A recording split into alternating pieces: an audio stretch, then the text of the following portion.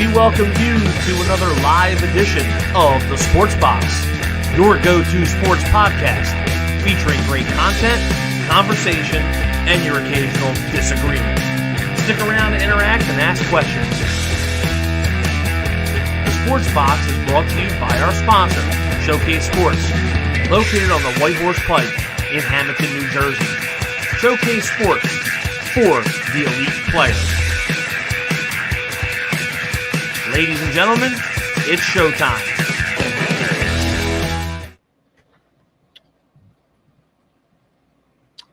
What is up, ladies and gentlemen? We are finally back. We did one show about 3 months ago, but that was kind of a one-off. This is our first real time being back consistently on Sweet Tea Garth for about 6 months since, in case you did forget, the Georgia Bulldogs did win their second consecutive national titles, which I have never mentioned to you at all in the past 6 months.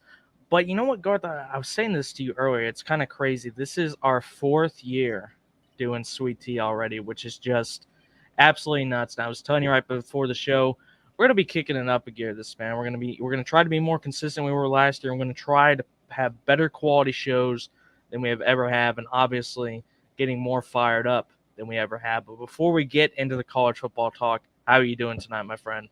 Oh, I'm fired up as always. I think, MLB All-Star break, NHL is kind of on the back burner now that the season ended. Free agency craziness, for the most part, is done. It's like I said earlier today, no, it is time to flip that switch. We are fully in college football mode with week 0 being, I believe, about 6 or 7 weeks away now. So we are getting really, really close. Obviously, fall camps are about to be opening up here within the next week. Transfer portal's out of the way, but it is about to open back up as well. We're seeing college football everywhere. People are breaking out their bumper stickers, getting the flags hung up in the yard. It is fully college football time, Noah, and I can't wait. I think, and you should agree with me on this one, Noah, obviously we're both like diehard, passionate fans of the team that we support, but largely in part to doing the Sweet Tea show here on the Sports Box. I think we follow college football as a whole, like way, way more in depth, closely. And we're just looking forward to a really good season overall and getting to watch a lot of crazy good games this year. Yeah, man. I mean, I've said this to you a few times, but before we started doing Sweet Tea, I mean, I followed college football, right? But it wasn't like my diehard passion. Like, I honestly liked NFL more before we started Sweet Tea. But since we actually started taking the podcast really seriously, I'd say by the second year, our first year we were kind of, trying to figure out the wrinkles and all that. But by our second year, when we really knew what we were doing, and I really started watching consistently so we could actually have some in-depth, informed discussions about everything college football related.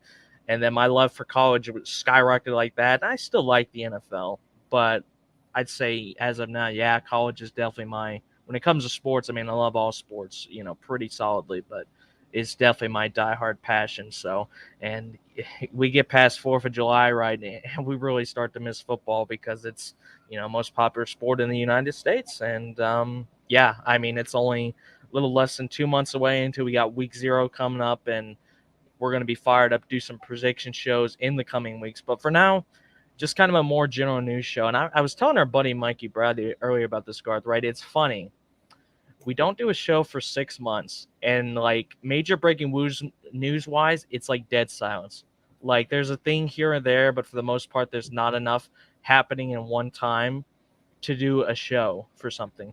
And then what do you know? The week we decide we're coming back, instant controversy with San Diego State getting kicked out of their conference, absolute chaos, and then a hazing thing with the Northwestern that we're about to talk about. It's like the NCAA decided, all right, no one Garth's show is coming back this week. It's time for all mayhem and hell to break loose, which, hey, I mean, it works. It works for us because that's where all the great discussion comes from. I will say before we do get into some comments, I am noticing some Florida thing in the overlays that I definitely didn't put there. So Garth has already been up to his shenanigans, but doesn't surprise me at all. Good buddy Josh Lane coming in saying, hey, I remember that song. Let's fucking go, boys. What's up, Josh? What's up, Josh? We are back. Yes, we are. And, of course, the good old Ric Flair. Woo! Fired up. We're always fired up. Looks like Garth got his nap in already this time. Yeah, Garth is good.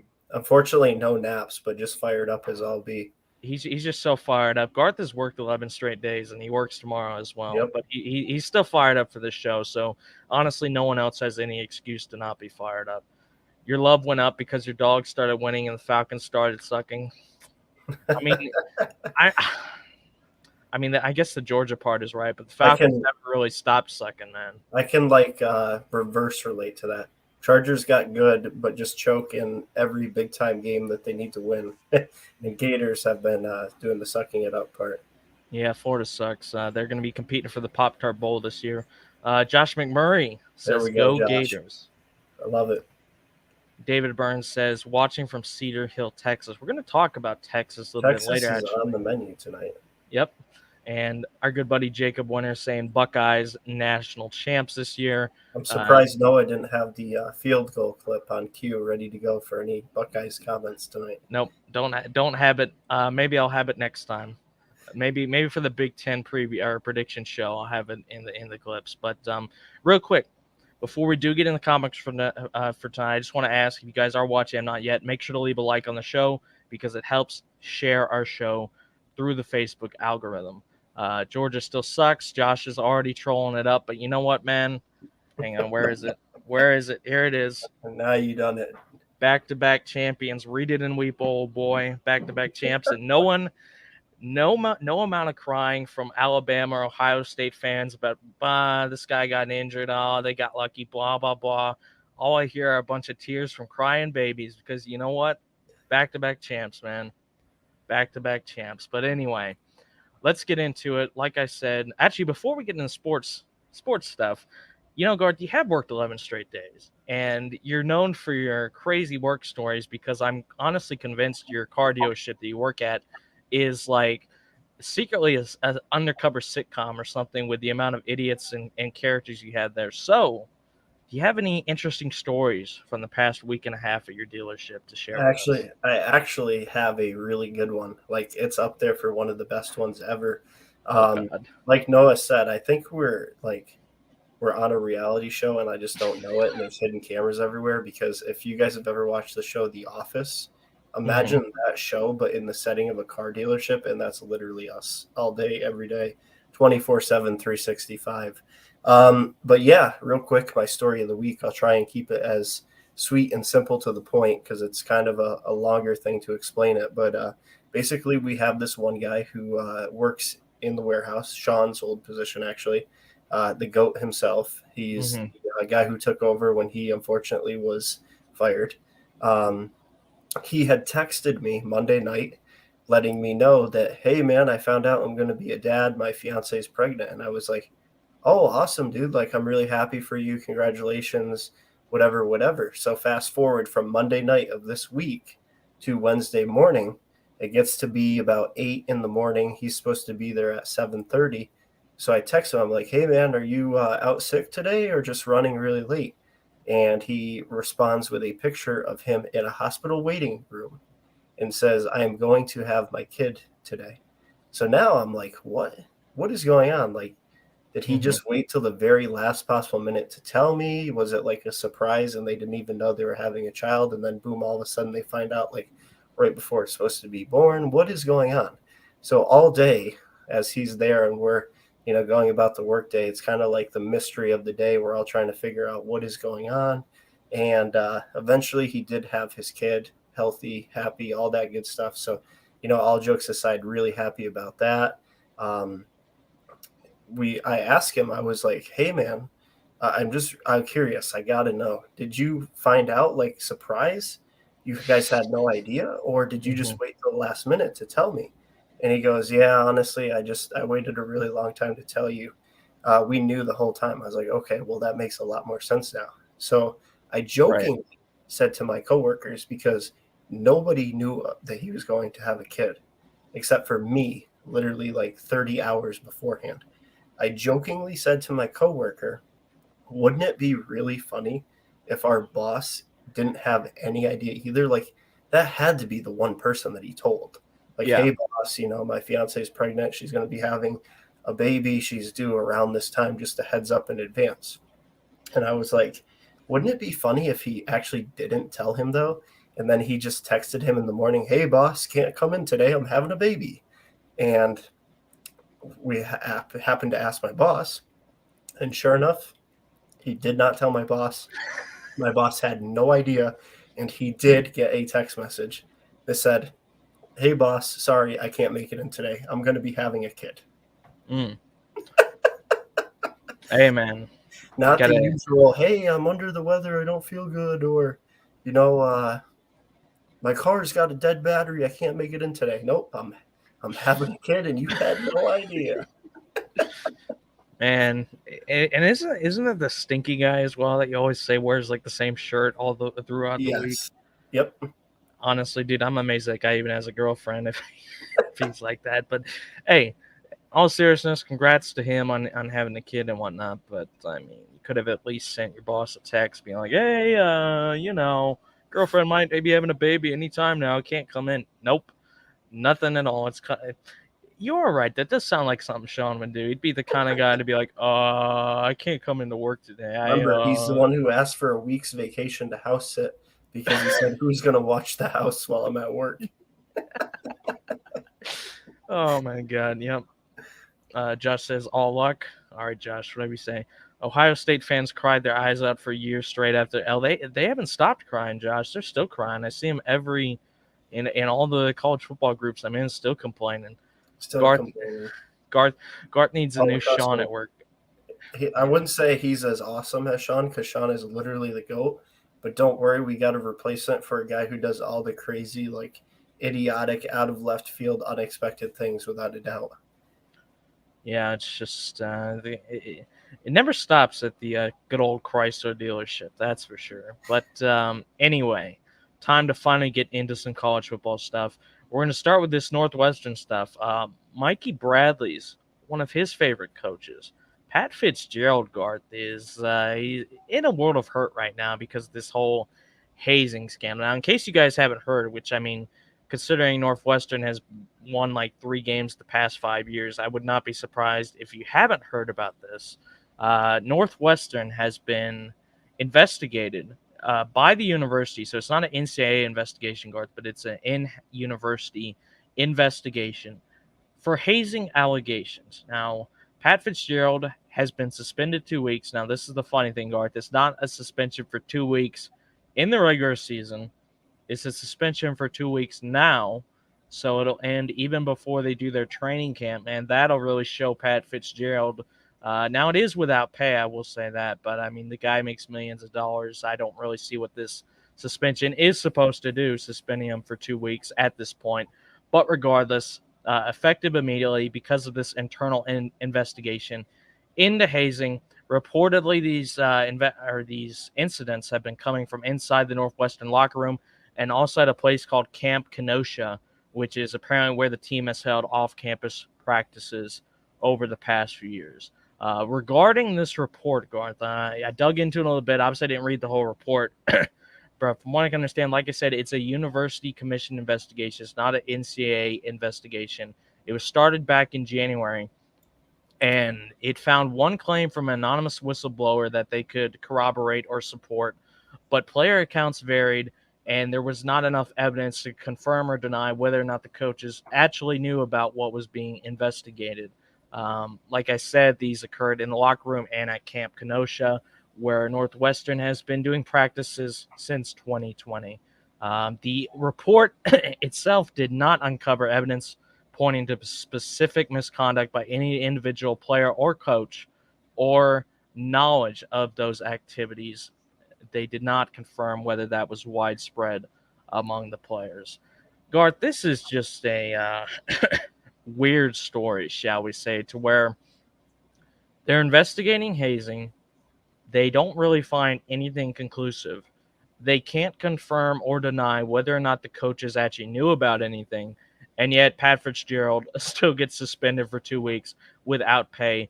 But at a point in the season where he's really not going to miss anything actually meaningful to the team, he basically gets a 2-week vacation. Okay, once again, he's not getting paid, but I mean, the guy makes millions of dollars. I doubt he's going to, be out on the street starving with 2 weeks away. So What were your initial thoughts when you were reading about this?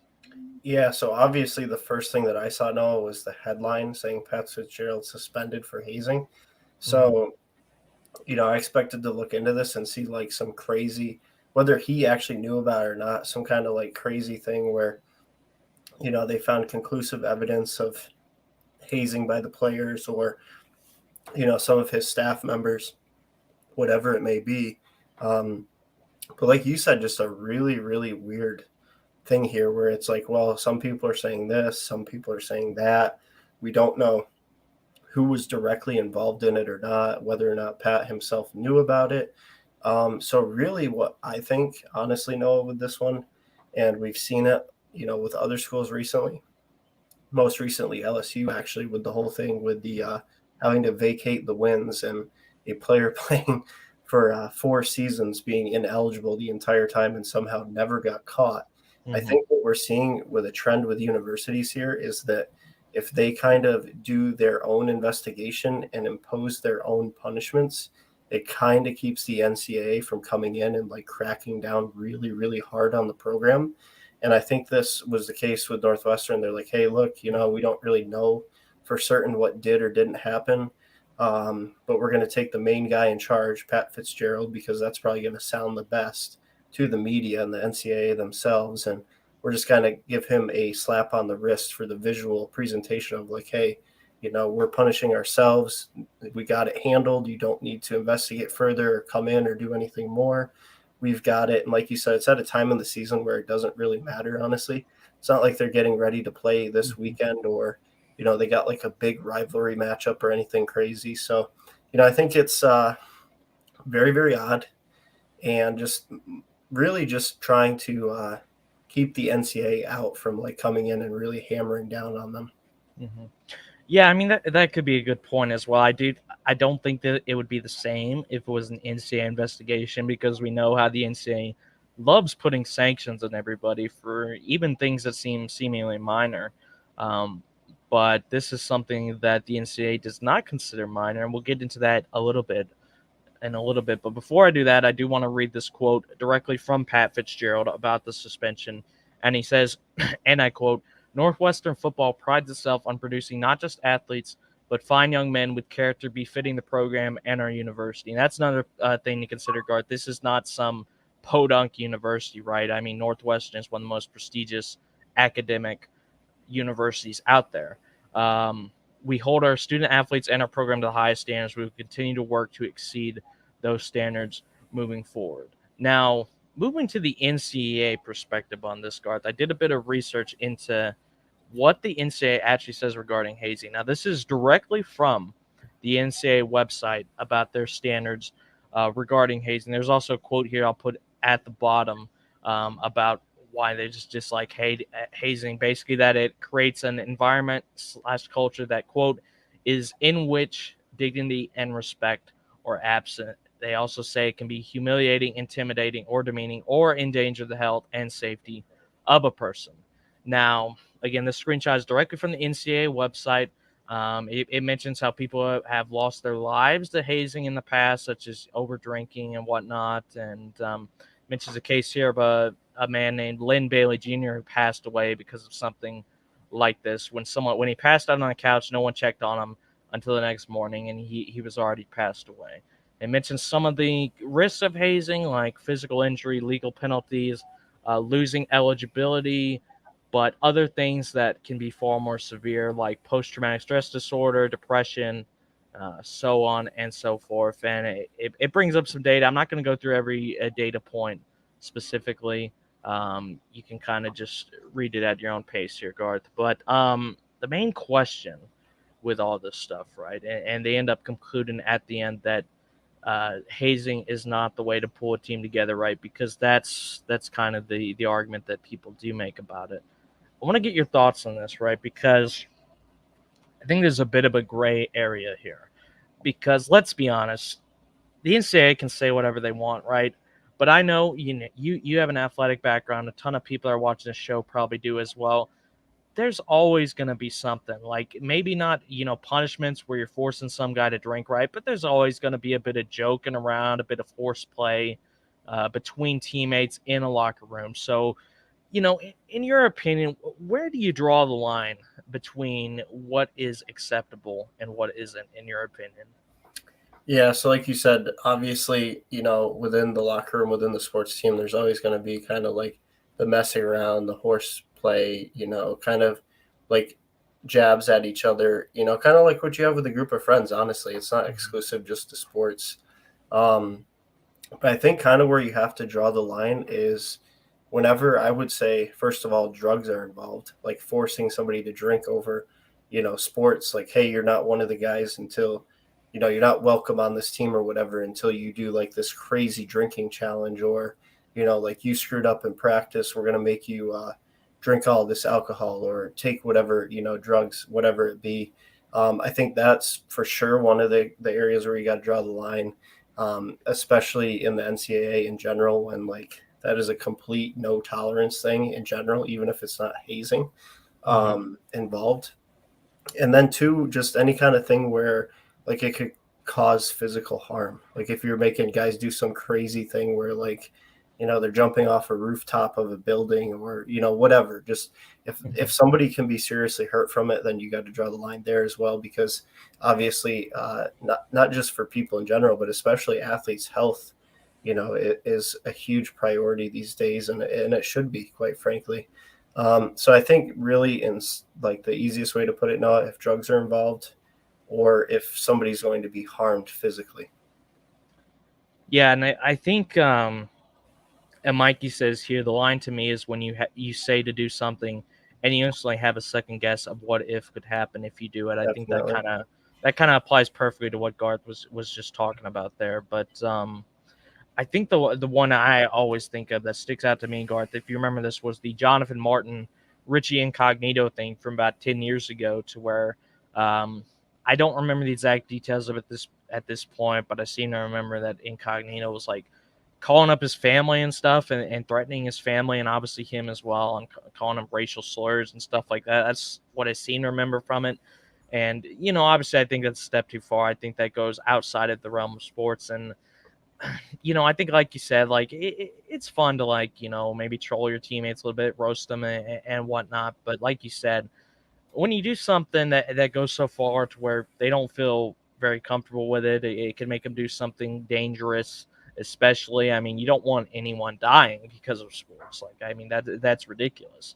So, and again, we don't know what actually happened at Northwest. I mean, this report is basically just a bunch of nothing. Like, it's like, oh yeah, we investigated and we didn't find anything, but we're still going to suspend our coach. Like, what the, Here's the crazy thing, Noah. Yeah. I'm one for kind of like coming up with wild theories and this and that. Yes.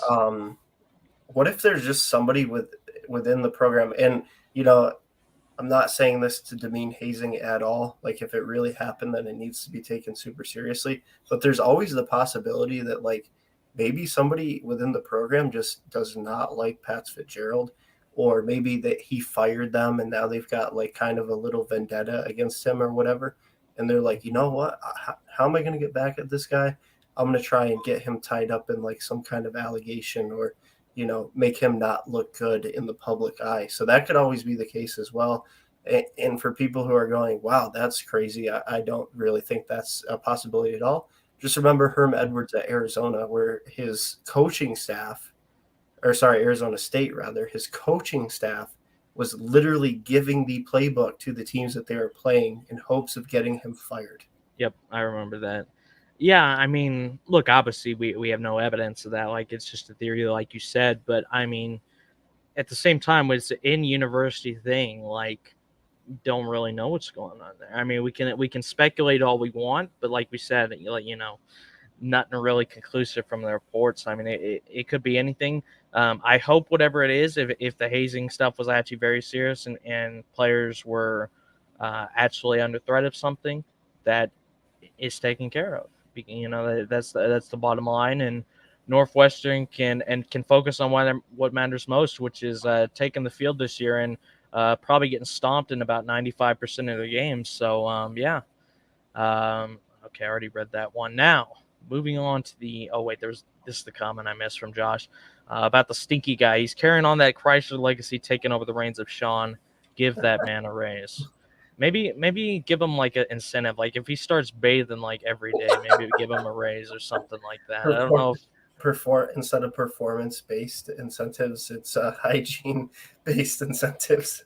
Yeah, pretty much. Speaking of a stinky situation, Garth, we got another one here. Good old San Diego State. And of course, it's funny, right? Our good buddy Andrew Edmonston, he's always talking that, that stuff about San Diego State, how much they're awesome and how great the Pac-12 is, whenever he's in our show comments. And what do you know? The one show where San Diego State is in a world of shit, and we might actually talk about the Pac-12. The guy is AWOL, zero dark 30, completely nowhere to be found, even though he's posting 50 million things about the LSU baseball team and all our sports groups. But yes, San Diego State is in a world of trouble, Garth. Like I said, the NCAA decided the week we're coming back to do shows for just all hell to break loose, absolute chaos. I was reading up on this stuff, Garth. I'm not gonna lie, it's kind of funny, like just how crazy, ridiculous, and insane all this stuff is. First of all, the fact that the Mountain West has basically said goodbye. They've given the good old middle finger to San Diego State, saying they're basically out by July 1st of 2024, Garth. And they have. So this first came about because San Diego State created a letter, to my knowledge, from June 13th, basically saying they wanted to leave the conference. And what the MWC did was basically say, call their bluff and basically say, all right, screw you. You guys are gone. You can leave, no problem. And now San Diego State's like, oh shit, we're kind of in a world of hurt. And the MWC decided to actually withhold San Diego State's revenue distribution of this year, which amounts to $6.6 million, Garth. Not a small amount of money.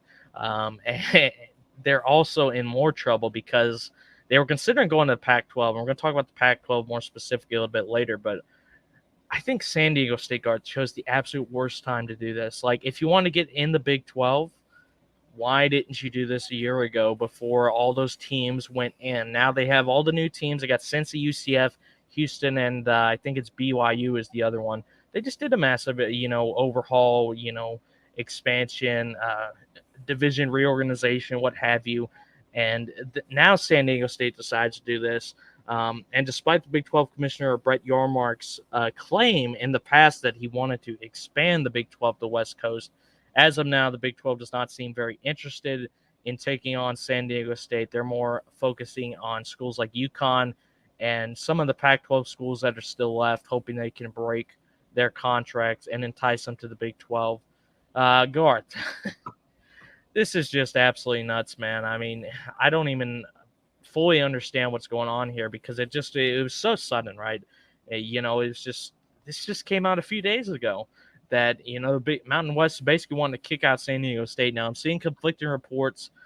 As of now, from what I understand, they're still a member of the conference, but it's probably not going to be that way for long. And once they get kicked out, doesn't sound like their options to get in another conference, except for maybe the Pac-12, are too good. What were your thoughts on this situation? Yeah, so from what I looked into it, Noah, it looks like kind of San Diego State was, their president, their athletic director, was kind of debating on if they should try and change conference and move to the Big 12 or the Pac-12.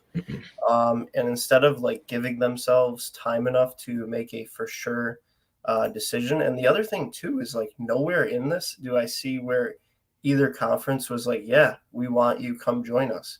It's more like they decided on their own, hey, we might try and get ourselves into either one of these conferences.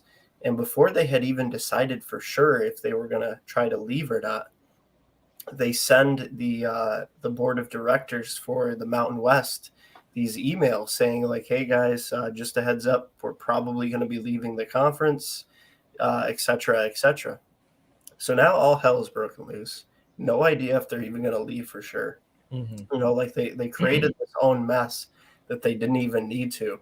And it's completely different than how any other team has handled this. All the other teams actually got, set in stone, hey, we're going to be joining your conference at this year, this date, whatever. Mm-hmm. So they just created this own mess for themselves. And then basically the Mountain West is like, you know, hey, if that's how you feel, we're just going to cut to the chase real quick and kick you guys out. And now they're like, oh, well, we decided that we do want to stay in it for the time being. And it's just, it's not something that you would ever expect to see out of a Division One university or conference in general. They handled it so unprofessionally. It's like even hard to believe that this is actually really what happened. And the other thing too is now they've waited so long. Their goal was to finish in the 2024 year. Mm-hmm. Now the cost to exit has doubled, $34 million for a team to leave the Mountain West. That's absolutely insane. So really, I get it. I get them wanting to leave the Mountain West, absolutely. With all these teams wanting to join like bigger and better conferences, UCF to the Big 12, Cincinnati as well, Texas and Oklahoma to the SEC. Like it makes sense. I just think they handled it about as poorly as they could have. And the best part about it that I read in the article on On3, they didn't, all of the documents that were exchanged, none of them were marked confidential. So literally all On3 had to do was request the public records and they got all the emails. Just total crapshoot all the way around. I think that probably what happened is somehow Sean Dawkins was involved in this.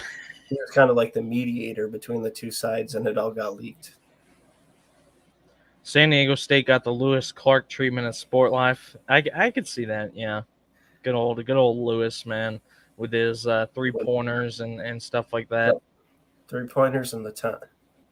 And what else was it? Oh, no, he wasn't. I was thinking of the zone coverage guy. But, yeah, Lewis had some other really dumb things. Nice guy. But, man, the guy was always stoned out of his mind. And quite frankly, knew nothing about sports. What Steph Curry does is easy. Josh says that's why Mullen couldn't recruit. None of the guys could go peer-to-peer with Dan. Our good buddy Garrett in here saying, let's fucking go get wound up in here. That's one of those Ohio State fans you referenced earlier. Yeah, but Garrett's one of the non-delusional Ohio State fans. I will say that. There's not many of them, but he's one of them. My sons play Garth's hometown team tomorrow in baseball. What's the prediction on the final? That's a tough one. I'll go Cambridge. I'll go Cambridge to win 7-4.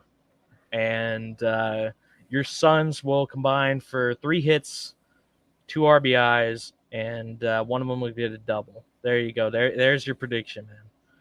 Absolute boat race. Salem wins 69-0.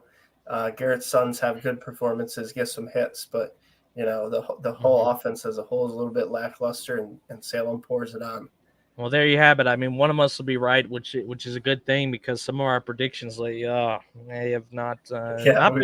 We might have better luck predicting Little League baseball than Stanley Cup playoffs. They couldn't compete in NYS Section 2 anyway. You're probably right, Garrett. You're probably right. But if they don't win, they're going to combine for 2. Okay, let's move right on before we get canceled. But yeah. Zuck is going to ban us now. Yeah, I wouldn't be surprised. Hopefully he's too busy with threads and pissing off Elon to be monitoring us too heavily. But, yeah, I do have this one last quote from the AD of San Diego State, J.D. Wicker. Or it's not exactly a direct quote, but it's about what stuff he said in the past. So J.D. Wicker has indicated from the beginning his school will deserve a full conference share wherever it goes. That would have been $31.7 million as currently distributed by the Big 12. However, the league is not even giving full shares to its 4 newest additions, BYU, Cincinnati, Houston, and UCF, who are only receiving $18 million in 23 and $19 million in 24 as they get accustomed to the Big 12. Of course, nothing can be fully settled until the Pac-12 lands a media rights deal. Without it, there is no idea what a full share would be for San Diego State. So, Garth, basically my main takeaways, big winners here. The Big 12 is doing great. They've just, got those new 4 teams in. I really like how that conference is shaking up.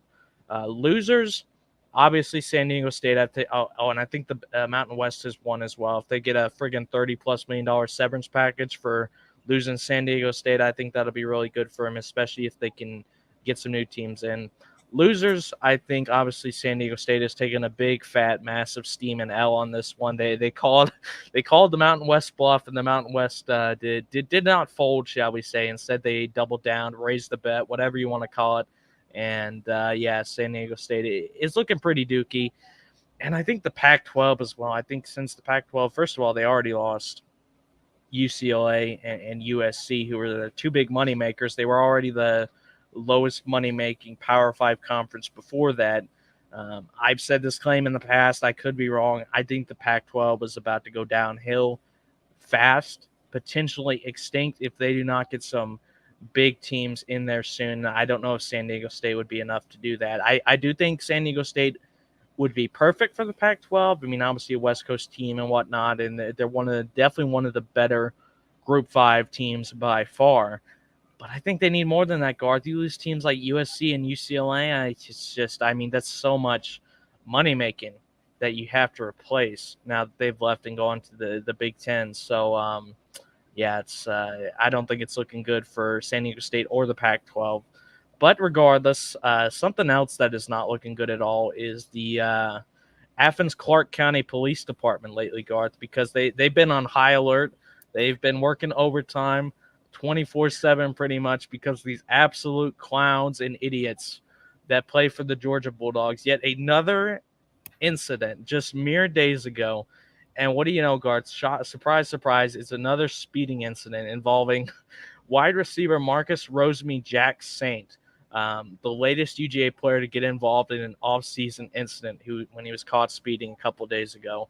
This is not the first incident, Garth. It's rather the most recent, at least the most recent that I've seen. There could have been something that just happened yesterday that I missed in a long line of stupid incidents during the offseason. Obviously, the most famous and most unfortunate was the one with Jalen Carter, which unfortunately resulted in some young people passing away.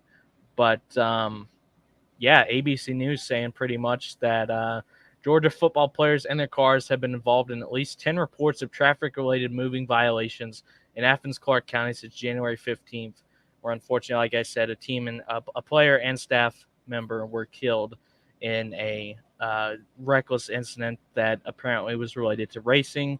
Again, I don't know all the details on that. I don't want to throw Jalen Carter under the bus too much, but obviously some shady stuff was going on there.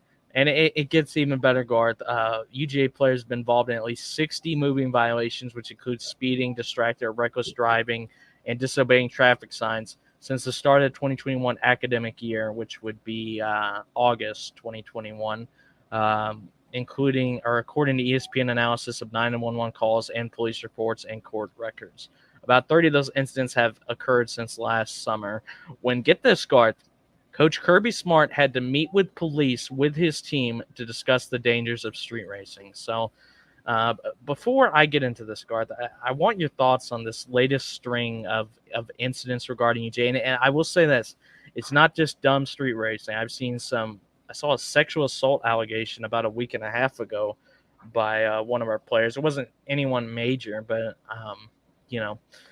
what are your thoughts on all this BS? So I got two responses here. I got a joking one and I've got a serious one. All right. My joking one will be that Kirby Smart is taking a page out of none other than Urban Meyer's playbook and trying to get as many guys with, interactions with the police. Very good. Roster as possible. Mm-hmm. And the other one being that it seems like Georgia is still celebrating the back-to-back national titles. That hasn't worn off yet. They're out there racing up and down the streets yelling, two-time back-to-back champs, baby. But, moving over to the more serious side of it, no, obviously, regardless of like what team it is, this is, an issue that you want to address because, whenever people are out there just driving like crazy on the roads, and unfortunately I see it on a daily basis here with my commutes to and from places, the thing is you're never really just like putting yourself at risk. If you have passengers with you, they're at risk, the other people on the road, and all it takes is like one mistake driving like a nut job or just way too fast to unfortunately not only ruin your own life but others.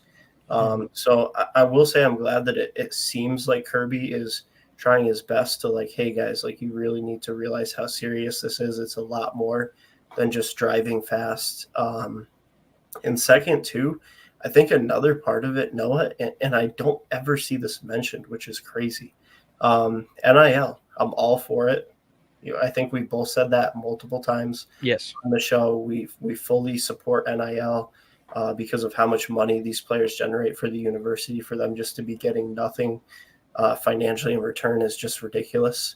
But the thing is, and I don't know how many of our viewers realize this, but me personally, as somebody who follows recruiting and NIL very, very closely, a lot of these kids are getting like brand new, like Hellcat Chargers and Challengers, SRT, Dodge Durango SUVs, just like all these type of cars that have, 5, 6, 700 horsepower. And these are like 18, 19, 20, 21-year-olds. And you're like, all right, here you go. You didn't pay for this. You're just getting it as part of your NIL. Go have fun. And, unfortunately, it is really awesome that they're able to get stuff like that. But it's also just like not a good combination. Like handing these kids who are not adults by any means yet, the ability to go 100 plus super, super easily. You're just kind of asking for these issues to happen. So, I think it's just something that they're going to have to work really, really hard at. And it's not just Georgia, Noah.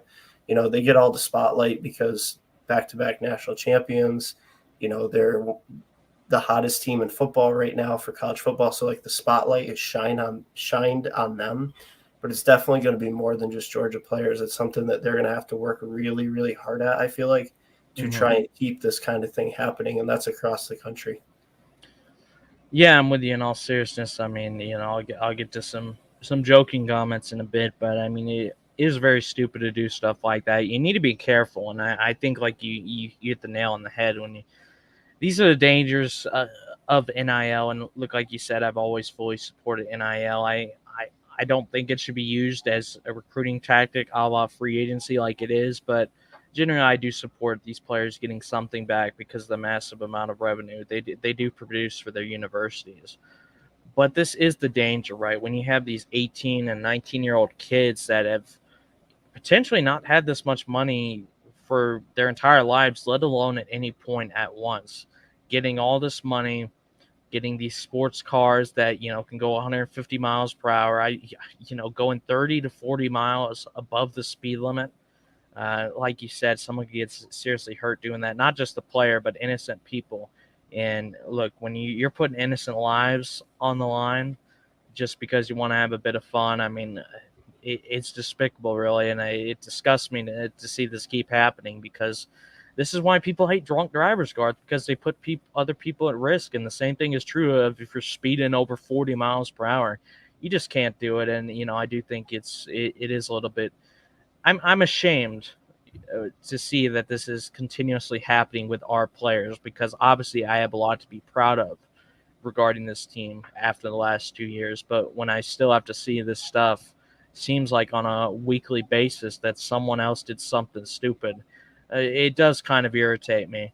I mean, just slow down. Like, don't be an idiot. Like, take it easy, man. Your car can go 90 miles per hour. You don't need to speed anywhere. You'll get there just fine. You'll get there pretty quickly. Like, stop speeding, man. It's dumb. And most of all, stop being fucking idiots and taking away from the fact we just won back-to-back national titles. We don't want to be reading about that. We want to be reading about how the fact we're going to freaking go 15-0 again, three-peat, and beat Florida by 42 points in Jacksonville. Like, we don't want to be reading about some idiot who's speeding in a friggin' 55, doing 88 and a 55 mile per hour. Like, come on, man. Be smart with it. Josh says, great point, Garth. NIL definitely has positives and negatives. Andrew says, I'm working now, boys. Just dropping in for support. Thank you, Andrew. Appreciate that. We appreciate it, brother. And make sure you show some support for San Diego State as well because they need it after that debauchery. Yeah, they need it really bad. Josh says, you guys remember when Lewis claimed to have ran security for Gillette Stadium? The Lord was looking over those people with Lewis patrolling his sector. Hey, man, if I saw Lewis was the security guard in my football game, I would leave. Like, I'm not even joking. I don't care if it's the Super Bowl, fourth quarter, game is tied, 2 minutes left, team is driving to try and win the game. I'm leaving if I see that freaking guy in a security guard uniform coming near me. I don't care. I'm running full speed. Now, that only may be like 0.2 miles per hour because of how fat I am, but I'm doing it anyway. I don't give a shit. Yeah, we also remember how he stated that it was very, very easy to shoot NBA three-pointers and that he could do it just as good as Steph Curry, but absolutely refused to go to any local basketball park and film himself shooting threes. Yeah, it's funny, right? I was the one that asked him, like, if you're so great, we'd love to see some videos. And then I never heard anything again. It was like the guy disappeared off the face of the earth. Maybe he had some confidential info on one of the Clintons. Like, I genuinely have no idea. Maybe Jeffrey Epstein link there. I don't know, but he just disappeared completely. So hope he's doing well. But UGA players, stop being idiots. Back-to-back national champions, and that's pretty much it. Now, we're going to do this real quick because we have talked about the transfer portal on our last show, but obviously that was months ago, and, it always helps, right, to get a little bit of a refresher as we're getting close to the season. So I got the top guys up here, Garth. We got stuff like Travis Hunter going to Colorado to be with Dion. Speaking of Dion, Garth, best wishes to him. It sounds like he's having some serious health issues, which hopefully, sounds like he might have to have a foot be amputated, I think it was, because of some blood clot or something like that. Hopefully that all goes well. But, stuff like A.D. Mitchell, former UGA receiver who had a big part in that first national title game win, going to Texas. One I really want to talk about, Garth, is Sam Hartman, who was, in my opinion, the top transfer quarterback in the pass portal. Going to our good buddy Tom Scavetta's Notre Dame Fighting Irish. Another good one, Devin Leary, who I know you were really high on from NC State, going to Kentucky. Dom Levitt, Missouri receiver, going to UGA. There's a couple really solid ones here. So, Garth, looking back at the transfer portal, who would you say are some of the biggest winners and losers? Yeah, so I think for the winner side, Noah, obviously one of the ones that's like super obvious and you think of right away is Colorado, because as we all know, they did bring in Deion Sanders to be their new head coach of football there. He brought Travis Hunter, as you mentioned, Noah. He brought his son, Shedeur Sanders. They also got a defensive back out of Alabama, wide receiver out of Auburn, an edge player from Florida State, safety from Kentucky. So, he came in there. He brought a sense of excitement to the program, a program that has needed it very, very badly for years. And he brought in a lot of talent with him. It's not like he just showed up and said, all right, guys, I'm here to coach. He, in his own words, I'm bringing my guys with me. And he brought them. So they're, up there. One team, and it kind of pains me to say this, Noah, but I think that did really, really well. And it's kind of a trend there at Florida State and Tallahassee with Mike Norvell. He hasn't really recruited that well in his time there, but he has used the transfer portal really, really well. Some of the notable guys he brought in, Fentrell Cypress, defensive back out of Virginia, a guy I really, really wanted. A team that's often overlooked in college football, but produces really good players from time to time. I think he was probably, if not the best, definitely in like the top 3 or 4 defensive backs in the portal this year. Jaheim Bell, the tight end out of South Carolina, that dude is an absolute stud. Oh, yeah. And they've already got a good wide receiver core, running back duo, and Jordan Travis coming back for another year. So that's only another weapon for an offense that was really, really good last year.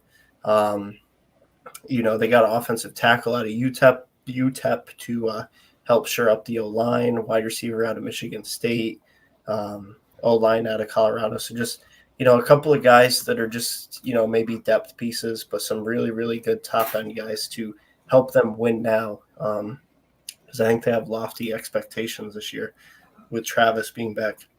You mentioned it, Georgia, the rich get richer. Added some really good options there at wide receiver, which should definitely help keep that offense going that a lot of people have kind of written off, surprisingly. I think that they expect you guys to have a really good defense again, but think that the offense is going to take a step back. I don't agree with that. It pains me to say it, just like Florida State, giving them praise.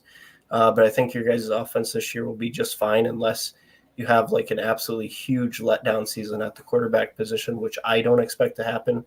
Anything's possible, but I'm not predicting it.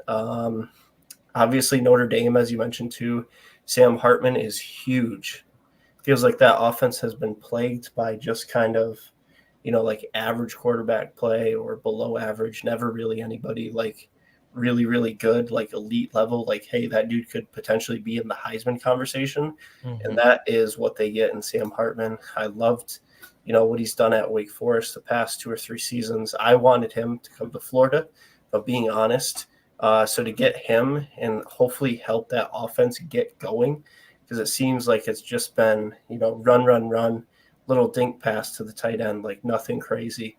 That should hopefully help them get it going. As well as Javonte Jean-Baptiste, the edge out of Ohio State. That's a pretty good get as well. Antonio Carter, safety out of Rhode Island, small school. A lot of people don't know about him, but he was one of the better safeties in the transfer portal. And there's other teams that I could list in the winners, but I'll keep it at that. Losers real quick, Noah. Michigan State. They lose their starting quarterback, Peyton Thorne, to Auburn, which, despite them not really being so good last year, he had a pretty solid year still, and he's been really good there, honestly, in his career. So that's a huge loss for them, especially coming into this year with Mel Tucker, where it's kind of, I don't think he's really on the hot seat yet because he did sign such like a massive long-term extension. But I think it's kind of a prove-it year for them, like him to show the media and the fans and just the whole college football universe, like how legit of a head coach he is. Or he's going to start getting questioned and doubt a lot if they have a really bad year again. And then, just a bunch of other guys, Keon Coleman to Florida State, Jalen Hite to Houston, a couple guys to Wisconsin and Washington. Just they lost a lot, but I think Peyton Thorne really was a huge loss for them. South Carolina, because they did lose Jaheim Bell, their easily their best tight end. Lost one of their running backs, not their backup tight end as well. So they're going to be really thin at the tight end position. Here's a good one I didn't even think about. Oklahoma State, they lost Spencer Sanders, which we're not huge. No, we've critiqued a bit, but still, whenever you replace a veteran guy with an unproven, you never know. Your situation could improve because he could end up being better, or you could struggle because you've got a guy that's very inexperienced and can kind of hinder the offense as a whole. And then just honestly a whole boatload of other guys there. I'm not going to list off every single one, but keeping it short and sweet. No, that's kind of my list of winners and losers. Yeah, I think there's a lot of really good choices here. I'll start with some winners. I think that you already said the most obvious one, which is Colorado. Another one I don't think you mentioned, actually, for some reason, is top on the 247 transfer rankings, which is LSU, because they had 8 4-stars. So basically, they had a lot of the top transfers.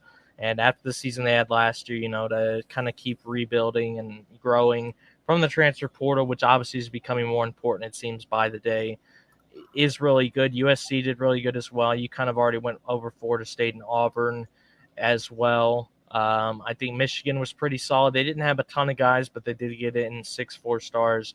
Kind of the same thing with Oklahoma.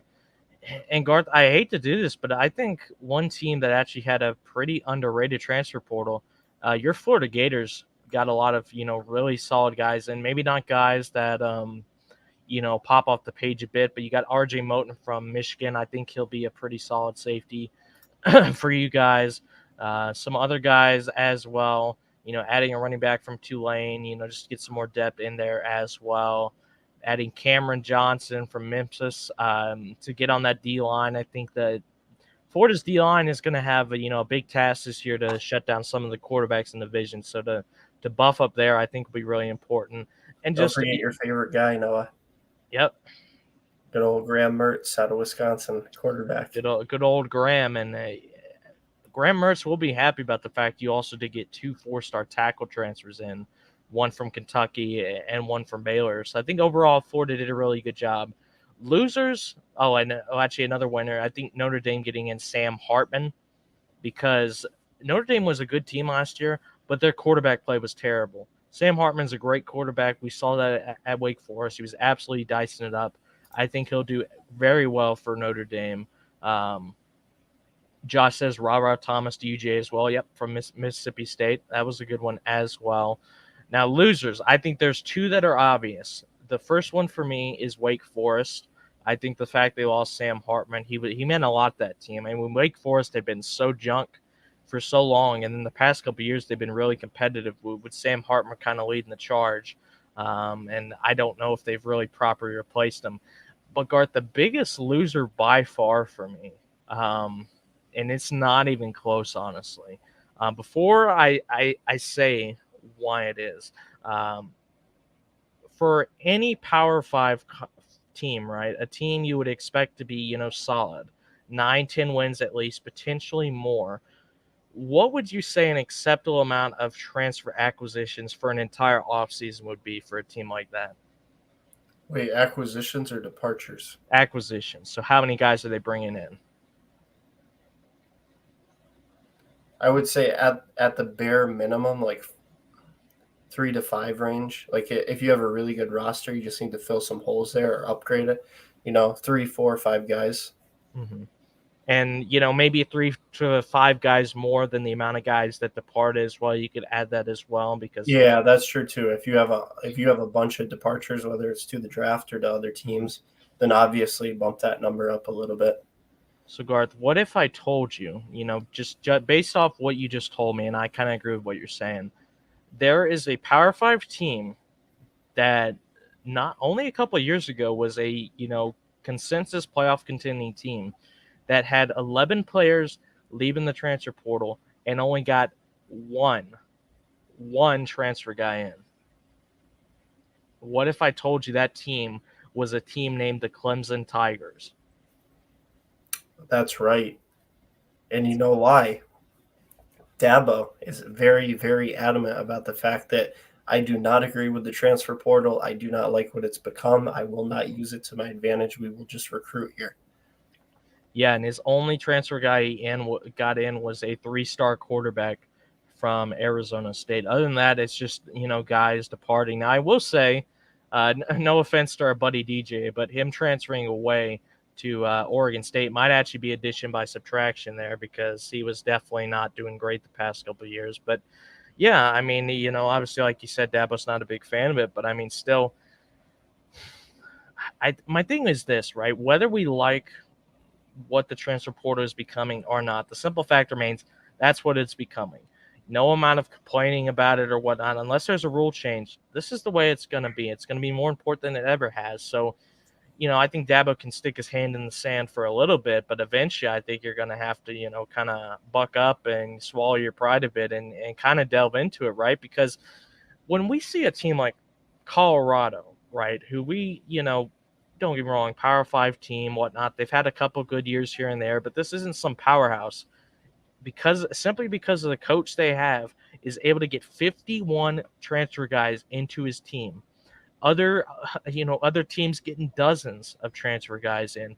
Basically, with how many guys graduate, they can get a whole new team in that is already established in addition to the recruits with the transfer portal. Eventually, there's going to come a point, Garth, where just recruiting isn't going to get it done, and just one transfer guy coming in isn't going to get it done. I think Dabo, whether he likes it or not, right? Again, I'm not saying you have to like the transfer portal, but the fact is that's the way it is now. You need to be able to get good transfers in at this point to be able to remain competitive. You don't see teams like Alabama or Georgia or, SEC teams, whatnot, saying, nah, we're not going to use the transfer portal. We're not going to go out and get these 4 or 5-star guys, right, that want to leave their team. We're just going to pass on that. Like, that's just not the way it works. You know what I mean? Yeah, I kind of agree with you, Noah. I get that Dabo isn't the biggest fan of how the transfer portal works these days, where, back in the day, it was like unless you were a graduate student or you had some kind of like really out of left field circumstances, like a medical thing or, like a family emergency type of deal, you could not get the eligibility and you would have to sit out a year. And now it's just a complete free for all. It's like they have like a 60-day window to where they can transfer. And as long as they transfer within that window, they're going to get the eligibility instantly. I do know they're talking about limiting it to 30 days now for the fall and the spring window, which I don't know if I would be opposed to or not. The hardest thing for me really is like at the end of the day, you still got to give these kids enough time to make their decision. But at the same time, I do think that they need to find a way to kind of curb it a little bit to where it's not so much like NFL free agency. And now Yeah. the other thing too with the transfer portal now is NIL does not just apply to recruits. It applies to transfer guys as well. So, there's kind of like the star guys that were in the portal this year, like Sam Hartman. Even we talked about it on the show before with Drake May and Mac Brown and his comments. He wasn't even in the portal, and allegedly other teams were trying to be like, hey, if you come here, we're going to give you this massive NIL deal. So, they got to – I don't think that they need to change it drastically. They just got to find a way to make it a little bit better than it is and kind of keep it being like such a just absolute frenzy. I will say a part of me does love it. Like, it's really, really cool to have more periods of time throughout the year where we get excited about stuff pertaining to college football. And it's not just like, okay, here's the season and here's the off season. We got to wait like 7 or 8 months for football to start back up. Now we have a lot of stuff in between that can be very, very exciting for a college football fan. But backtracking back to where originally was supposed to go with this, I think that even though, Dabo does not agree with the transfer portal, at the end of the day, he needs to win football games. And because they have won and they have been there and done that, the expectations are to be a college football playoff contender and to compete for national championships. If he just flat out refuses to use the transfer portal, I feel like it's going to be hard. Like, he doesn't need to go crazy, though. He doesn't need to add a bunch of players, but like, at least be active and add like 4 or 5 guys, even if it's just depth pieces. He's got to do it, or I think he might get left in the dust, honestly. Right, and I mean, since 2021, that court case when NIL actually was able to become a thing, hasn't that also kind of been the point where we've seen Clemson kind of stagnate, right? The past 2 years where they're still a good team. I'm not saying they're a terrible team. They're a very good team. They can win 9 or 10 games. They can probably even win the ACC this year, but have you seen anyone in the past couple years saying, man, I got Clemson penciled in as a playoff team, like you would say 3 years ago when they had, Trevor Lawrence or whatnot, or even leading in 2021, people could have them in the playoffs. Now, I don't even think they're in the discussion. I think people are going, there's more likely to be 2 SEC and 2 Big Ten teams in the playoffs than Clemson has a chance of making the playoffs. I mean, I do think that eventually at some point he will have to utilize the transfer portal, whether he likes it or not, because I think, like you said, it's only going to increase importance, right? Like, it's not just going to randomly, oh, yeah, it's gone pretty much. Like, now I will say this. I think, like you said, I think the NCAA needs a happy medium. Like, it went from it felt like there were only 2 guys that transferred every year, and even then they had to sit out a year and they needed a legitimate reason, and even then so many people were turned down for certain reasons, but then other guys were getting the same thing for the same reason, blah blah blah, and it was just a mess. And now it's just like a free-for-all. Like, anyone can transfer. They can decommit, commit, whatever. They can transfer again. Like, it just That's a free really agency. good point, actually, Noah, because I can remember literally just in Dan Mullen's tenure, we had guys who had transferred in and they were like fighting and clawing with the NCAA about trying to get eligibility. And it was like this whole thing where we're following along like, oh, is this guy going to get the eligibility granted? Is he going to be able to play this season? And now it's like, okay, the floodgates have been opened. Go transfer as much as you want, wherever you want. It doesn't matter. You're going to be able to play. And I will say this, I agree with college athletes being compensated, and I know we've always agreed on that in the past. I don't know if I agree with NIL being used as a recruiting/transfer tool to be able to say, hey, we want you to transfer to our school. Here's a nice $2 million NIL deal. And like you said, the Drake May one was interesting because it was actually tampering.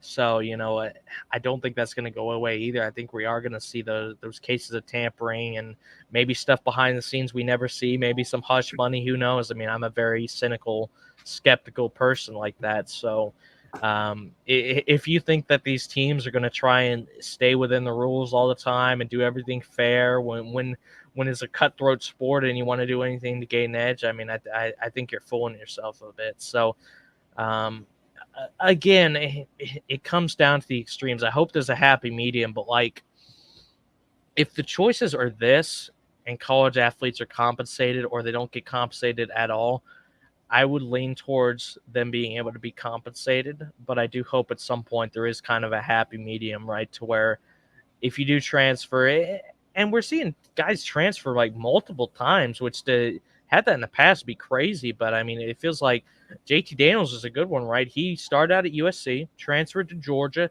then he transferred to West Virginia, and now he just transferred again to another school. It's like an NFL team, like playing for 4 different teams. It's like an NFL player's career. Like it's just, I don't know, man. It is interesting, but we'll see where it goes. Andrew saying, "What's up, dorks?" Andrew, What's up, Andrew? back. Andrew's fired up, man. Andrew, leave a comment about your good old San Diego State Aztecs getting screwed over, shall we say. But moving on to our last topic for the night, Garth. This is kind of a game. I've named it Crunch Time. It's not the best name. We could always choose a different one, but it's just kind of, we're going to try every week if we have time to have some kind of game segment, if you will. And this first one was actually suggested by you. It's pretty simple. So the way I've laid it out, one of us chooses a team. We can also take team suggestions from the comments if someone has one. And the other person has to name one player on the team that is mentioned that, in their opinion, will make or break the team season. Now, it could be they play really well, and that means the team will do great. Or if they don't play as well, that means the team will really struggle. So we're talking, Garth, very important players that are key to their team success. I'll let you start on this one. Okay, so I'm obviously going to be naming the team, and then you're going to pick the player? Yep. Okay. So I guess I'll start with my own team now because, quite frankly, I'm super interested to hear your opinion on it. I know who I would pick, but I have no idea who you would pick. I'll go with the Florida Gators to start us off. See, that's a really tough one. I think an obvious one is Graham Mertz, right? Because quarterback play has been pretty inconsistent the past few years. I mean, Anthony Richardson had moments where he looked brilliant, and then he had moments where he's throwing passes 10 yards out of bounds, right? And it looks like he's never played quarterback in his life. I think when you're in the SEC, you cannot be competitive without good quarterback play. We saw this from Tennessee last year when Hendon Hooker went off the charts, and all of a sudden, what do you know? The team was number 1 in the nation at some point.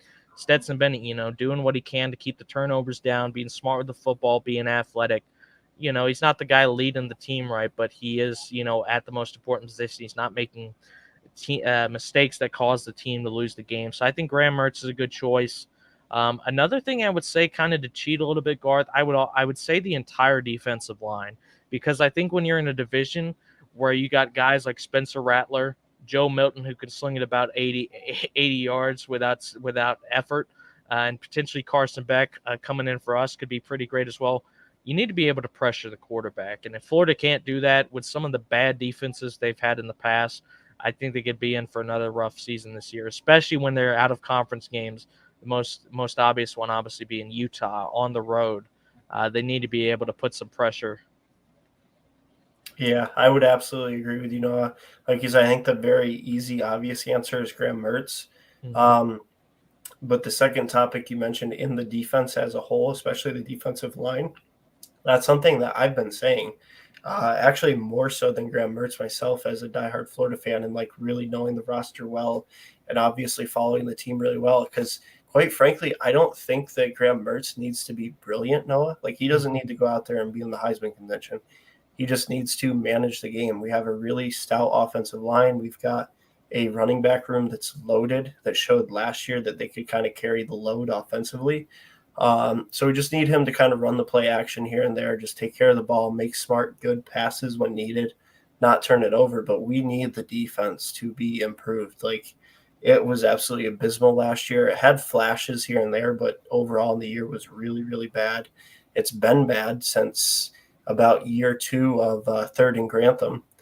And it needs to improve because, unfortunately, Noah, we have seen very, very good, historically good defenses out of Florida, just not any time in recent history, unfortunately. And I think if the defense plays good this year, they don't need to be great, if they can just play middle of the pack, that will make a huge difference on kind of where the ceiling and the floor is at for this team. Well, I guess I'll. Well, first of all, hang on before I ask you mine. Let me go ahead and put this up. Get get this out of the way. The Gators top 5 all-around sports program in the nation for the 14th consecutive year, behind Stanford, Texas, Ohio State, Virginia, ahead of Tennessee and Georgia, North Carolina, LSU, and USC. Of course, I do want to point out, Garth, they did get absolutely steamrolled in the deciding game of the College World Series, so Yeah, there is that. unfortunately, that one did hurt very badly.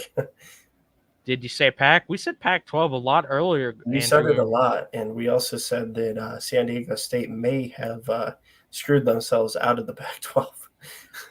Well, like Andrew said, no comment. They're screwing themselves over. I agree completely, man, and I do feel sorry for you because you're a diehard Aztecs fan. But yeah, it's not looking good now. I guess I'll pull my trick on you and I'll turn it on my head. I guess I'll ask you about my team, the good old Georgia Bulldogs. Who do you think that make or break player for them this season? Yeah, so There's I think this one's tough, Noah, because I think much like Florida, the really, really obvious answer is Carson Beck, who presumably is going to be the starting quarterback. Obviously, that could change between now and then, but he's looking like the guy there at UGA football. So I would expect him to be the starter. Um, so that would be the obvious answer. Much like Graham Mertz, no, I don't think he needs to play insane. Doesn't need to be in the Heisman conversation. I expect the defense to be very, very good yet again because you guys still do have a lot of guys coming back, even though a lot went to the draft. And also, too, you just keep reloading on that side of the ball. It's like a never-ending cycle of like really, really good recruits coming in. As soon as one guy goes out, the next guy kind of fills right in. And then, too, the running back room is just like a stable of guys. Like there's 4 or 5 guys in there that all can, if his number is called, he can get it done there for the rushing game. So I think, probably Carson Beck, should he be the starter? If not, whoever does end up starting at quarterback for the UGA Bulldogs. I'm just quickly looking over the rest of the roster just to see if there's anybody that really, really stands out to me. I think, too, honestly, one thing that you could argue is I think there needs to be a wide receiver that steps up for the sake of the offense, Noah, because you know what Brock Bowers is at tight end. He's going to have a phenomenal year. I hope that next year's draft, Justin Herbert can get him on the Chargers because that would be a huge addition for him.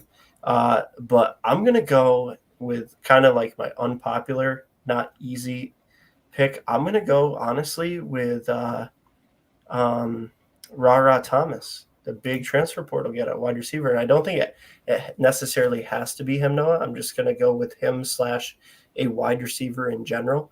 I think somebody really needs to step up at the wide receiver position, not only to help the quarterback out, but to keep the emphasis off of Brock Bowers, make it so teams can't spy him, double team him, bracket coverage. Somebody's got to step up and be a very reliable receiving threat, kind of like we've seen, guys like George Pickens do in the past. Somebody's got to come up big in that wide receiver room, I feel like. Yeah, good choices. I agree with everything you said there. I think Carson Beck's the obvious one coming in for Stetson, but losing A.D. Mitchell to the transfer portal, they do need a guy to step up, and I think getting in Lubin and Thomas from SEC schools as well. These are guys that have played in the toughest conference already. I think they'll slot in nicely. I think you still got Ladd there as well, who just kind of has always quietly done his thing on the team. So. Yeah, I completely agree with you. I think another guy I'd throw in there is Kamari Laster at cornerback with Keely Ringo leaving. Our defensive line was pretty solid last year, but we did see when you were able to hold up front against UGA front, our secondary could be beaten. We saw that even in the championship game when there was that blown coverage for a 7-yard touchdown that just should never happen. The Ohio State game as well. So I'd keep an eye on that as well. So now it's your turn to ask me another one.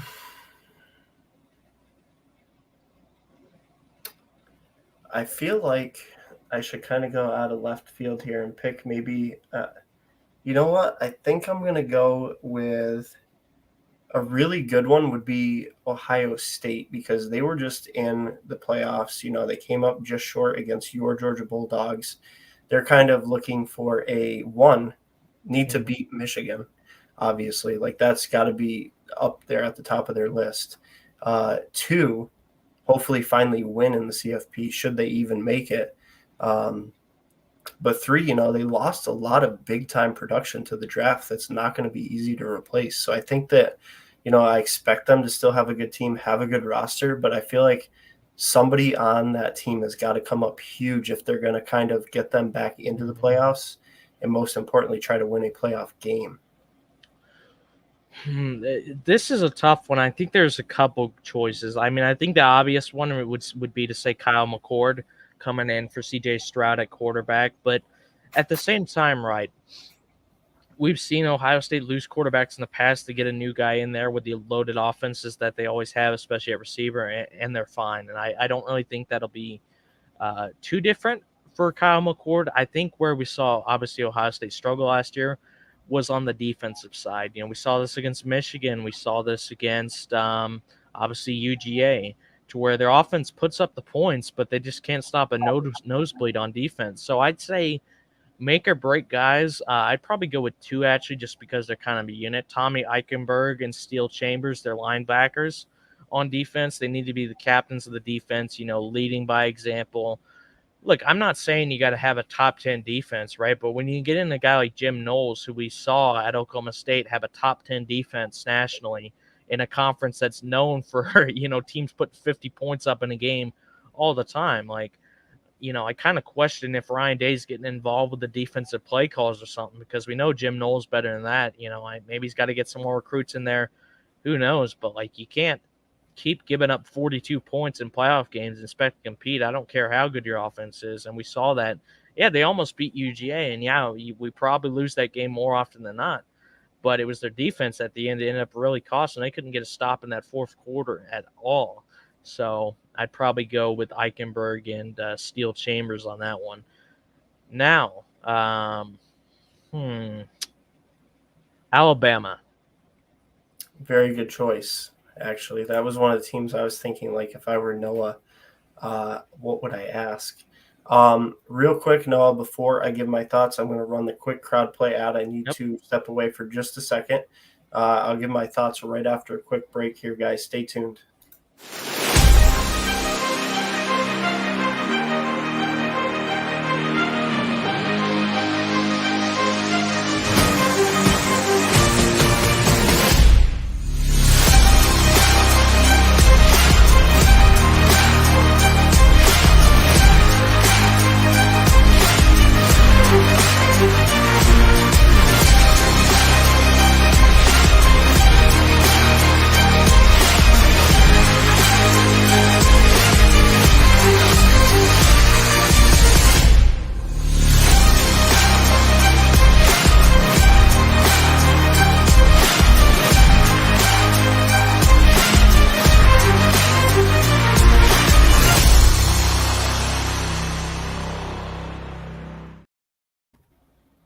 All right, guys, we are back, and I'm going to be giving my thoughts on the make it or break it type of player for Alabama this year. Obviously, they lost a lot to the draft. They also unexpectedly lost a lot to the transfer portal, Noah. Yeah. Florida Gators being one of the benefactors of that. I think you honestly could go a few different ways with this. Obviously, you go with the quarterback position, because that is a complete toss-up right now as to what to expect from that position as a whole. I feel like, honestly, though, Noah, instead of going the easy route and going with the quarterback, even though that is, very, very, very, very good pick, quite frankly, because that could be make it or break it for their whole season. I think I'm going to go with the defense here. Just trying to figure out which player kind of would be the best pick on that side. Because obviously I feel like Bryce Young was phenomenal all year, pretty much, and I don't think he really cost them any games. But I think the defense was a bit lackluster. Like, we didn't really see them make the big stop when they needed it. A game that I think of that instantly is that LSU game. You know, we're not used to seeing Alabama kind of, I wouldn't necessarily say struggle, but they definitely were not like really, really stout on the defensive side. Like I said, they couldn't get the big time stops when they needed them last year. And I think probably just going with somebody on the defensive line. I don't know their defensive line unit well enough to know like who is supposed to be kind of the standout guy for them. So I guess I'll just say the defensive line as a whole. Actually, you know what, Noah? Since this is a guy I know on the defensive side of the ball, and he's getting a lot of draft buzz and hype already, with a really cool name, Kool-Aid McKinstry there at defensive back. They need him to really kind of step up and be that week in, week out cornerstone on the defense, shut down the opposing team's number one wide receiver. And the rest of the defense can kind of do their own thing, and that goes hand in hand with the defensive line. But yeah, I think honestly, anybody who should be a key contributor on the defensive side of the ball needs to step up. Noah, make life easier on your question mark quarterback situation, because if you don't need them to go out there and light it up and win the game for you because the defense is that good and you can kind of let the running game work itself out and carry the load, I think that's going to be the recipe for success for Alabama this year. Andrew says, Garth, did you watch the College World Series? Just wondering. It seemed like you did. You kept blowing up my messages about it. I didn't just watch the World Series. I actually watched all of the postseason, and unfortunately, I watched a Game 1 heartbreaker where you guys got us in extra innings. I watched a Game 2 where we beat the brakes off of you guys and gave me a lot of hope and excitement for Game 3. And then the exact reverse was done to us where the brakes got beaten off of us. So, yeah, I definitely watched the College World Series, Andrew. You know what's funny is the games 2 and 3 were when there was that massive storm. I had no internet and I had no idea what was going on. So when I came back and I was like, oh my God, what happened in these two games? They were both blowouts, but one for each team. It was pretty crazy. Talking about Ohio State, Andrew says, saw it against Utah as well. I know they won, but there was zero defense that game. Yeah, that was the game Smith and Jigba ran for or had like 350 yards and 4 touchdowns. They only won by 3 points. Caleb Williams for USC, yeah, I agree with that one. They definitely need him to have another Heisman-worthy year this season. But yeah, for Alabama, I think, quarterback's always a good one. There's a ton of quarterback controversy there. If they're going to have Notre Dame transfer Tyler Buckner take over, if it's going to be Ty Simpson or Jalen Milroe, I think it'll probably be Milroe, but I'm not 100% sure. I also think receivers, maybe a guy like Ja'Cory Brooks or Jermaine Burton. They lost some guys. They lost Trason Holden to the transfer portal to Oregon. Cameron Latu, their tight end, graduated. He's on the 49ers now, I think. So they have a couple holes there potentially. I don't honestly recognize most of their wide receiver depth chart other than those two guys and Kobe Prentice. So they're going to have some younger guys step up this year. I think defense is a really good shot. I think Kool-Aid's a good choice. I'm going to go with a homer pick on this one. Freshman safety, number 1 safety prospect in 2023, Caleb Downs. Did go to my high school alma mater, Mill Creek, who did win the state title this year. So a little bit of bias there. I'm rooting for him to have a great season, even though I really don't like Alabama. So hoping he does well, and hopefully he's a standout player for him this year. I think it's your turn to ask me. Yeah, so I had 2 teams in mind. I think I'm going to go with, actually, surprisingly, out of the 2 I had in mind, maybe the one that doesn't have as much chances of making CFP, at least in my honest opinion, but nonetheless is a really cool kind of discussing point in general and where they've been, where they're trying to get back to, what to expect from this year. I'm going to go with the Texas Longhorns. Knew it. I knew as soon as you said it wasn't a CFP team, that was going to be Texas. And Garth, I've had this answer prepared because I knew Texas was going to be one I was going to talk about. He's even in the thumbnail of the video I put up at the start. It's Quinn Ewers, and I don't even think it's close because we saw last year, right, in that game against Alabama, when Quinn Ewers was on, he was absolutely demolishing that Alabama secondary. They looked like they had the chance to actually beat Alabama. And then he got injured, and I don't know what it was, but it seemed like after that injury, the rest of the season, he was just very inconsistent, right? He didn't even look like the same player. Like, it looked like he had everything locked in. He was showing why he was a 5-star guy against Alabama. Now, sure, you can say Alabama's defense ain't great, but he was absolutely killing it on a massive stage. and then he got injured, and it just never seemed to be the same. I think Texas's team has a lot of talent, got some really good transfers in. They got great wide receivers. I think it's Xavier Worthy, and A.D. Mitchell's a really solid 1-2 there. I know that they lost Bijan Robinson, but I still think they'll be pretty good running game as well. They, have a couple guys coming back in their defense. 6 seniors on their defense squad. That seems pretty insane. I think it's going to all come down to quarterback play. And I will say this as well. One key thing for Quinn Ewers, he can't stink it up this year. Because if he does, you know what's going to happen? He's going to be in the transfer portal, and Arch Manning is taking over. He has someone looking over his shoulder ready to go. And I'll say this right now, Garth. Even if Quinn Ewers does phenomenally well, Texas is winning games. He doesn't get hurt. His draft stock is skyrocketing. 1 year from now, only one of those quarterbacks is going to be on the roster because they're going to want to transfer and start somewhere. If Quinn Ewers does poorly this year, I think he won't be on Texas next year. And if Quinn Ewers does great this year, I think Arch Manning could genuinely be in the transfer portal because both these guys, former number one quarterback prospects in their classes, 5-star guys, you name it, they're not going to want to be a backup to the other guy. They're both very competitive. But Quinn Ewers, as of now, is the starter. And he needs to play well the whole year, not only for them to win, but to keep his job. Because if he doesn't, Arch Manning is coming in. Yeah, I would agree completely. No, that would be my pick as well. Because like you said, Quinn Ewers showed like against Alabama that he could be one of the best quarterbacks in all of college football and really kind of take Texas to the next level as a team as a whole. And if he doesn't play well, the thing is, obviously Arch Manning, number one quarterback, 5-star.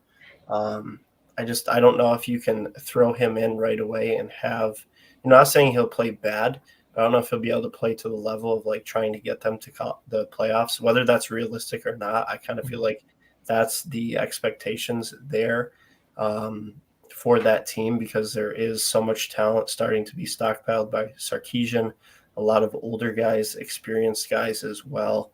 And they showed flashes of it last year, just very up and down, inconsistent play throughout the season. You don't have to go in depth and answer this one now because obviously it's your turn now. But the other team that I was debating with, going back and forth on, actually really interesting one, fits the Pac-12 kind of theme of the night. I was thinking Washington actually was my other choice. Washington, that's an interesting one. Definitely a team I wouldn't have expected you to ask. I mean, I guess I'll go with the easy choice and say Michael Penix. I think he needs to have a kind of like 2022 Caleb Williams season this year for them to be competitive. Obviously the Pac-12 is not one of the stronger Power 5 conferences. So if he could have a season, Garth, where, he's passing for 300 yards a game, he has maybe 40 total touchdowns or whatnot, he keeps the turnovers to a reasonable level, I think Washington could actually maybe do something this year in the Pac-12. He's their superstar go-to guy, and if he doesn't light it up, I think they could potentially be in trouble because, I think USC is still really solid. Obviously, Oregon's still there, Utah, whatnot. And like Andrew says, they were competitive last season as well. They're a solid team, but I think that they need Penix in the Pac-12, actually, Noah. Yeah, and if Penix can take that next step, I mean, USC is not invincible, right? We saw that with their defense against friggin' Tulane when they gave up like 47 points. Like, they can win the Pac-12. I just think it'll come down to Michael Penix having to lead the way for him. Andrew also says Texas is a preseason CFP team every season. Yeah, if you ask their fan base. Not wrong there. They just needed a couple bounces their way to be in the championship game. Yeah, well, I mean, not to get way off topic here, Noah, but I pulled up their schedule, looked at it real quickly. The ranked teams that should have been like their really tough games of the season: Oregon State, at Oregon, Texas in the bowl game, obviously, Stanford, Michigan State. They won all those games. It's just they slipped up against teams like at Arizona State where they lost by a touchdown and were upset. At UCLA, which obviously is still a very good team, but they did drop that game on the road. So, they had a really good overall record. They had a really good season. And honestly, if they had just, won those closer games and won the Pac-12 championship, they very well would have been in the CFP. So that's why I'm interested to see if they can take the next step, Noah, and win the Pac-12 this year. Yeah, I'm with you, and I think it'll come down to Michael Penix all the way to kind of give him that next step up. All right, the next one. We'll do like three more, I guess. So this will be my next to last one. I mean, we've already talked about the three other playoff teams from last year, so I guess I'll complete it. What about Michigan? Yeah, that's a really good one, Noah. I actually was thinking also about asking you about their roster. I think Corum coming back is huge for them. Yes. And it's going to be interesting to see, right? Because obviously he's a very good running back. He showed that last year. The issue is he going to be 100% after that injury? Is he going to be what we were so used to seeing last year, and why he was in Heisman talks? Obviously, J.J. McCarthy as well. I think he kind of needs to take the next step in his progression as a college quarterback. And honestly, you know what, Noah? I think I'm going to go with J.J. McCarthy. And the reason being, for this team to finally get over the hump, I don't think that they need Corum to go absolutely insane. I think they just need him to be very solid, reliable, stay healthy, have a similar season to last year, maybe not even be as good as he was last year. And the defense, I get it. They don't show up in the CFP, it seems like, but I feel like I don't see them this year still like improving defensively and having the defense to shut people down in the playoffs. I think ultimately it's going to come down to J.J. McCarthy leading the offense, making it so that Michigan does not have to rely on the run game. And if that gets shut down, it's all of a sudden, we can throw the football when things are going our way, when the run game is established. But if we have to throw to win, we're going to throw our hands up in the air because we just can't do it. So I think it's not solely on J.J. McCarthy, obviously the play calling and the wide receiver core as a whole, but I feel like he is going to be the leading force behind that passing game, or needs to be rather. I just think that he needs to play at a very high level all season if they're going to get to the college football playoffs again. And most importantly, much like Ohio State, actually win in advance. Yeah, I'm with you completely. I think J.J. McCarthy would be my choice as well, because we all know they're going to have the running game, right? Like, even if Blake Corum isn't 100%, they still have Donovan Edwards as their number 2 guy, who I think is an absolute animal as well. But they need to add that passing element to their game. They showed signs of it last year, but once you get to the playoffs, you need to have a really balanced offense. I think what we saw in that TCU game, which they only lost by 6 points, by the way, was J.J. McCarthy really struggled. He threw 2 pick sixes. There was a bad call against Michigan that, basically robbed them of a touchdown as well. They then fumbled on the goal line. You need to take care of the football. And I think if J.J. McCarthy can take that next step next year, maybe limit the turnovers, show some progression in his passing game, I think that'll really help their team, because if they can start getting a balanced offense going, they would be my favorites to win the Big Ten again this year. Now, as for national title, it's a little tougher, right? Because they have struggled defensively, like you said, in the playoffs the past 2 years. But if they can get that passing element to their game, I definitely think they can be in the playoffs again for the 3rd straight year. Andrew says UCLA was really good at that point in the season as well. Back to work. Thank you for tuning in, Andrew. Thank you, Andrew, for the support. All right, so guards. So your last one. Yeah, so it's tough. There's 3 or 4 teams, honestly, I could go with here.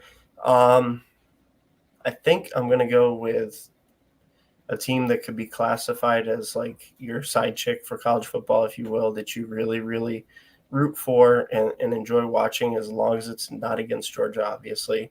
And I'm going to go with a team who, played for the most part really well last year. Like, they had probably a better season than they expected going into it. They probably surprised some people, especially in the first 3 quarters of the season before they had a little bit of a meltdown. I'm going to go with the Tennessee Volunteers. And can they be as good as they were last year? Did they lose too much to the draft?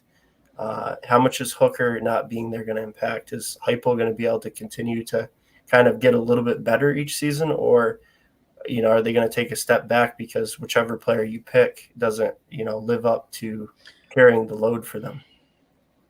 You know, Garth, I'm not going to let you get away from that one. Just keep rambling on, talking about how Tennessee is my side chick. I thought you were going to do Oregon, maybe even Florida State, but yeah, you chose my least favorite team, probably in all of college football. But you're an asshole. But Tennessee, I think there's a couple really good choices.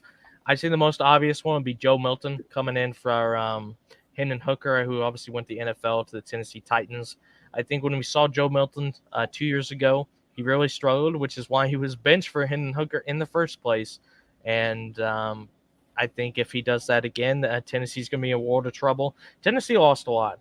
Tennessee's defense was terrible last year, and then they lost their top obviously, they lost their quarterback, and they lost their top wide receiver in Jalen Hyatt. So they're going to have to replace a lot. So I'd say either Joe Milton or maybe one of their wide receivers. Squirrel White, that's a phenomenal name. Maybe he could be a guy for him this year. They also need their running game, guys like Jalen Wright and Jabari Small to carry the load potentially, especially if Joe Milton ain't quite stepping up. But I will say this, Garth, even if Joe Milton does step up, they got an absolute sick quarterback recruit in there named Nico Iamaleava. I'm so sorry if I did mispronounce that name, but from what I remember, this guy was like the number 9 recruit in the entire class. Obviously, an easy 5-star.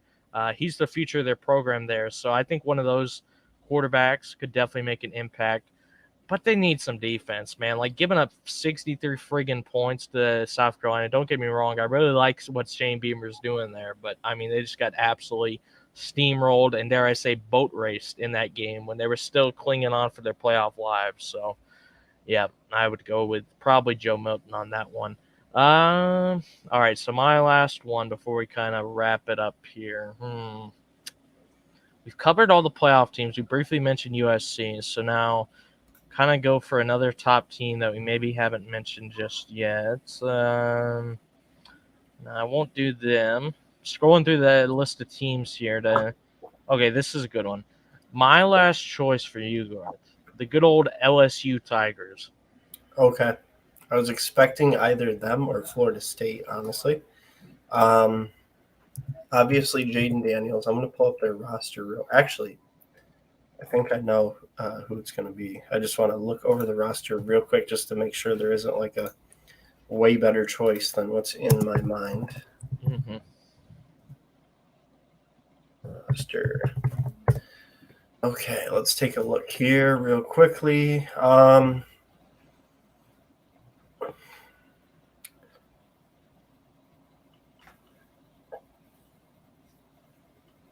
Honestly, I think I'm going to stick with who my original choice outside of Jaden Daniels was.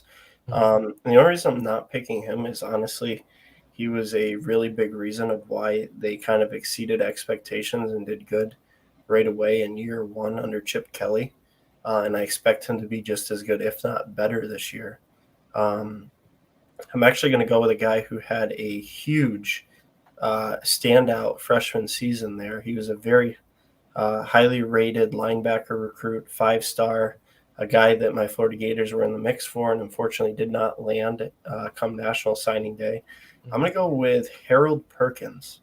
And the reason being, I feel like LSU's Achilles heel last year was not the offense at all. I think outside of maybe the Georgia game where they didn't really do much until garbage time, their offense was really, really good all year and came up clutch. Go with Harold Perkins on the defensive side. I think the whole defense as a whole needs to be improved and kind of limit teams. Like, they don't need to be great or anything because I think the offense is going to be very, very good again. I think they just got to be able to shut it down kind of to close out a game late or come up with a really big timely turnover. And I think that as far as just pure talent goes, Harold Perkins is the guy because, like I said, he was a true freshman last year. He ended up being a starter at the linebacker position, played absolutely phenomenal. He's going to, undoubtedly be a starter this year, probably have even more playing time, might even end up being one of the leaders for that defensive unit. I think that's the guy, that can kind of lead by example, if you will, come up with those big plays on his own and kind of just cause the defense as a whole domino effect to play a lot better, play harder, play for the guy beside him, however you want to say it. I think that's kind of the guy that they need to go, all right, guys, we're going to have a good defense this year. I'm going to lead us. I'm going to be the guy to lead by example. Just follow me. We're going to do this thing. So I'm going to go with him, Noah.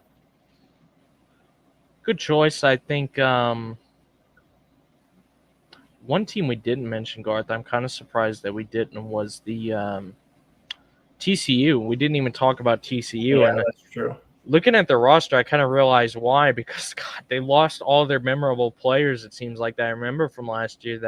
Tomlinson, Johnson, Duggan. Here's a little stat for you, Garth. Guess how many friggin' transfer guys there are on the TCU defense this year? They transferred out? That transferred in. 10? 9. You're close. Friggin' 9 of their 11 projected starters on this depth chart, Garth, were guys that transferred in. So that tells you how much they're replacing. And, it's I don't know. I think that TCU is a weird one, right? Because it's so hard to going to be able for them to try and repeat what they did last year. I mean, it was basically a dream season for them, pretty much. So I don't know what's going to happen for them this year. I hope they're still decent, but I mean, who knows? That should do it. I mean, the only one that we really didn't mention that I probably would have mentioned, it was like you said, I think I would have mentioned Florida State. For that one, I'd just say Jordan Travis, just because he was so phenomenal for him last year and they came out of nowhere. He needs to be like that again. I think. Yeah, the thing with him, Noah, too, is like he I wouldn't say he was necessarily bad for them, but he was very inconsistent. Like, he had moments where he looked really good and then moments where he was turning the ball over like crazy or, costing his team with like a fumble strip sack, that kind of thing. Whereas last year, he was just lights out from the get-go. So it'll be really interesting to see if he, has that same type of season. And if he can take it even to the next level from where he was at last year, that team should be really good. I agree with you with him for one. And then also, too, the other thing I would add to that, Noah, is the defense. Because it's really weird. Like, the defense on the season was one of the best pass defenses in the entire nation. But if you actually watch their games when they played like a good team, like when they played Wake Forest, Clemson, stuff like that, that's when their defense kind of got exposed, if you will, as maybe not being quite as good as everybody thought. And they let up a lot of like big plays through the air. They let up a lot of points on the scoreboard. So I think that it was really good against the teams that like they should have beat. But when they played tougher competition, that's when it was like, okay, well, maybe there is some holes on this side. And they added Cypress in the defensive secondary, one of the best, if not the best, corner transfers in the entire nation based on stats at least. So it'd be really interesting to see. I think if Travis plays really well again and the defense improves, they're going to be a really dangerous team. And it pains me to say that. But, at the end of the day, I got to call it like it is and be an honest sports fan here on the show. Yeah, I think it's really solid choice, especially the defense part, because I mean their defense got shredded by teams like Florida and Oklahoma. No disrespect to those teams too much, but like these teams weren't lighting it up last year. Like I think they both went 6-6 in the regular season and made minor bowl games. So they need to improve there. I think if Travis takes the next step, like you said, from what he was last year, he could win the Heisman because he was already ridiculous last year. So, yeah, I definitely agree with you on those ones. Now, real quick, Garth, before we do wrap it up here for tonight, it's time for our final segment, maybe even our favorite segment, good old Sean of the Week, also known as the Dumbass of the Week. I'm going to have to think of one, honestly. I don't know if I've seen any lately. I do think I have a good one, but I'll let you go first. First, then it dawned on me, and hopefully I didn't steal yours because it does pertain to one of our group chats. My Sean of the Week is going to be Josh Burdick, one of our good buddies. So no offense to you, Josh. We still love you, buddy. But I got into a heated debate with him at like the beginning of the week that he was arguing with me. And honestly, so much to the point where I even kind of second guessed myself and was like, wait, am I actually wrong here? Like, am I just thinking of this situation completely wrong? But I did double check. I got some opinions from people like Noah and some of our other baseball guys. But essentially, Josh was arguing with me that if he were a MLB pitcher, that he would rather throw a no-hitter than a perfect game, and that a no-hitter was more impressive of an accomplishment than a perfect game. So stupid.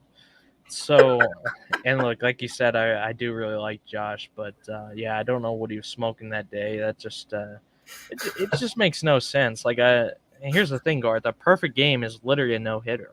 Like, it's the best no hitter you can have because 27 outs on 27 batters, like you can't really do any better than that. Like a no hitter, you could give up 9 walks and still get a no hitter, and it still technically counts as one. You could even give up runs, and it still counts as a no hitter. Now, okay, I guess if you have an error, then yeah, there goes the perfect game. But like, I don't know what he was talking about that day. I think he was probably very high when he said that. Or I know it was about the Yankees' perfect game. I know he's a Red Sox fan, so he hates I them. think his hate of the Yankees was clouding his judgment.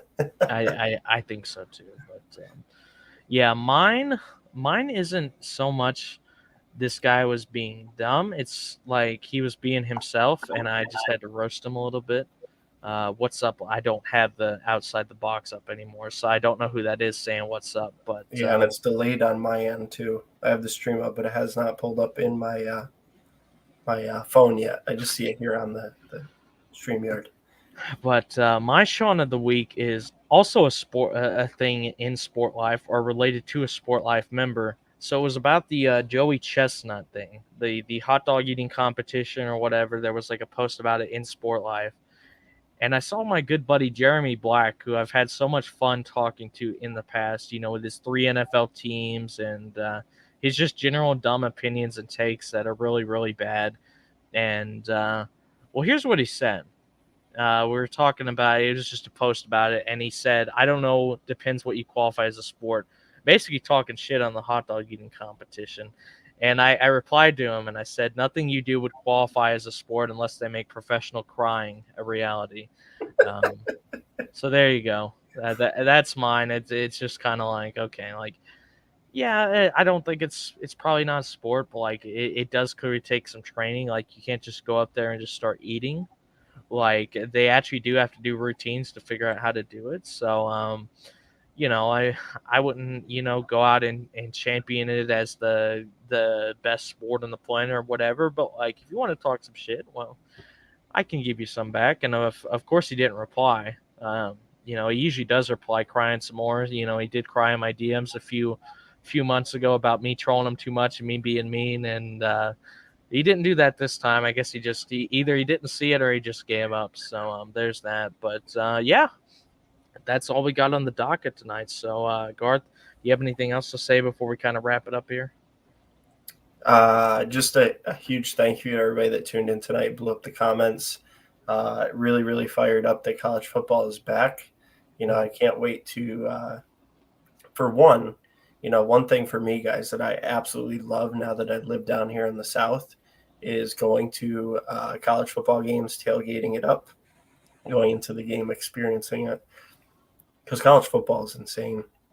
It's such a cool experience.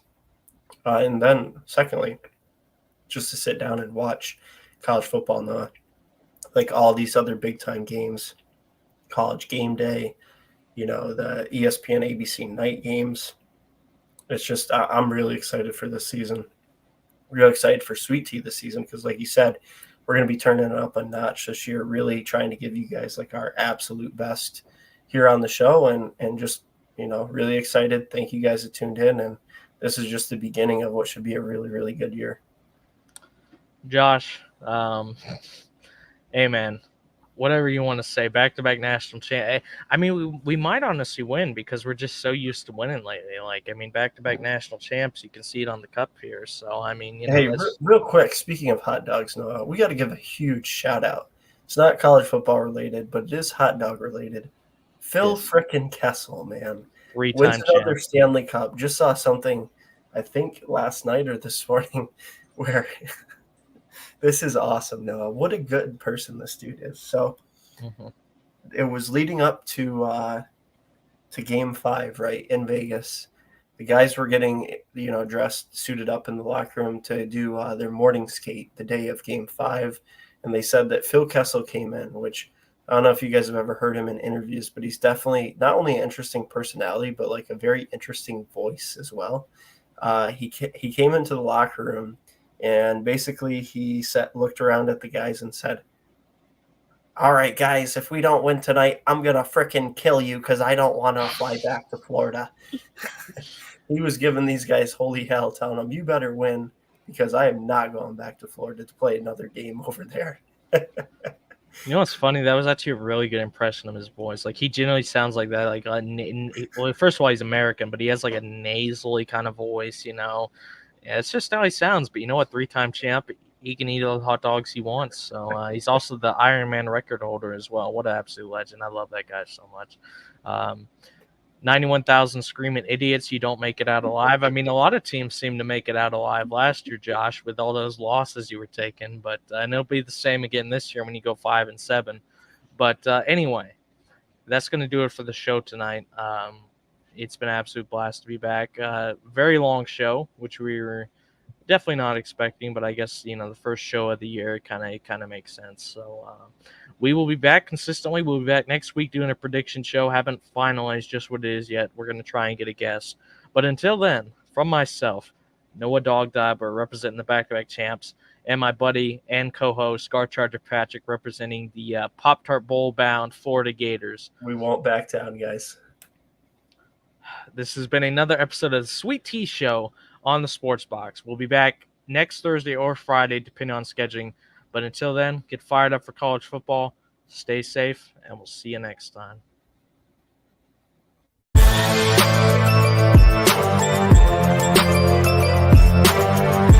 Thank you for watching this episode of Sweet Tea on the Sports Box. Please remember to follow us on all of our social media outlets. On Facebook at Sportsbox Show, Twitter at Sportsbox Show, Instagram at The Sportsbox Show. Find us on YouTube and join Outside the Box, our Facebook sports discussion group. The Sports Box is brought to you by our sponsor, Showcase Sports in Hamilton. Showcase Sports for the elite athlete. And also our friends over at CrowdPlay. Download the free CrowdPlay app today and use promo code THEBOX at sign up for 10 free points. Thank you for joining us.